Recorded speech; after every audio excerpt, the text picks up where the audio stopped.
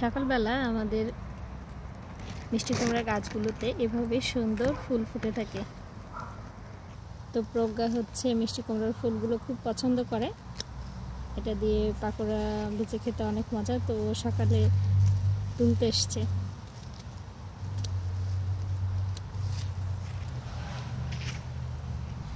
রোদে গাছগুলো একদম হয়ে যায়, প্রচণ্ড রোদ। এখন 2 বেলা করে জল দিতে হয়। সকালেই গাছগুলোর এরকমভাবে পাতাগুলো আড়াই গেছে।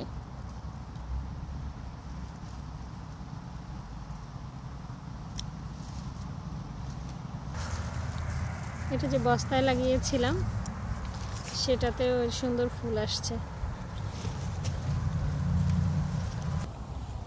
আর যে এখানে একটা তো মিষ্টি কুমড়াও চলে এসছে।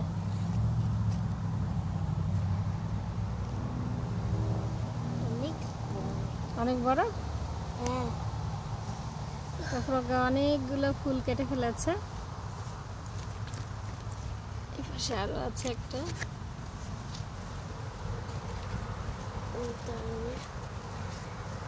কেয়ারফুলি কেটে না। I love pumpkin flower.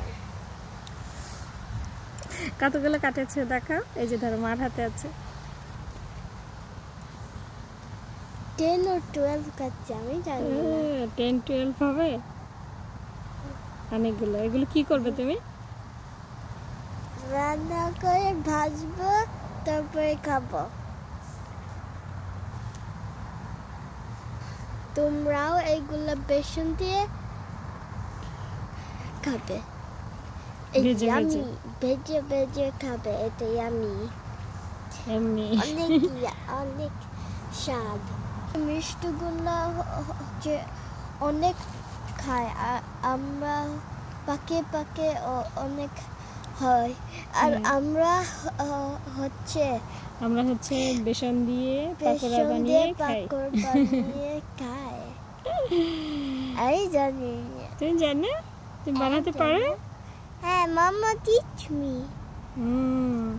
ও মামার সাথে সাথে বসে বসে বানাতে পারে।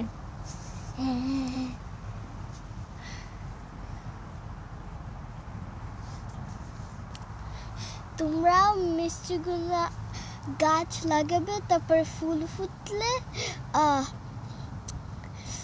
পাকোড়া বানিয়ে বানিয়ে খাবে। বাসন দিয়ে পাকোড়া বানিয়ে খাবেন। তাই যে আমরা এতগুলো উঠিয়েছি। আজকে একটু দেরিতে, যেহেতু আজকে ছুটির দিন, একটু দেরিতে ঘুম থেকে ওঠানো হয়েছে, এজন্য ফুলগুলো একটু ঝিমিয়ে ঝিমিয়ে গেছে। না হলে একদম এরকম ফ্রেশ ফুটে থাকে, বড় বড়। তো ভালো থাকবেন সবাই। আজকে ভিডিওটি এখানে শেষ করে দিচ্ছি।